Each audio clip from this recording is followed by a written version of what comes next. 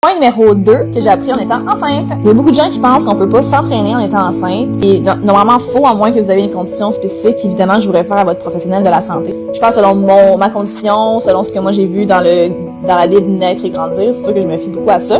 Faire l'exercice est vraiment bon pour la santé en fait pour votre santé, mais aussi pour celle du bébé. Ça va amener beaucoup de circulation, de l'oxygène, ça va venir justement prévenir les prises de poids trop importantes, diminuer les risques de diabète de grossesse. Il y a beaucoup d'autres bénéfices. Bouger en étant enceinte, c'est vraiment le conseil que je pourrais vous dire. Ça permet aussi de rester en forme, d'avoir, tu sais, même pour l'accouchement, puis pour se remettre de l'accouchement, il semblerait qu'il y ait aussi des bienfaits.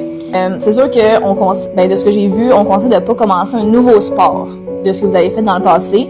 Si vous faisiez de la course, vous pouvez continuer, de la musculation, vous pouvez continuer. Il y a certaines choses à respecter aussi, de pas aller au-delà de 75% de votre maximum et de respecter votre corps, évidemment, de pas vous rendre à l'effort maximal.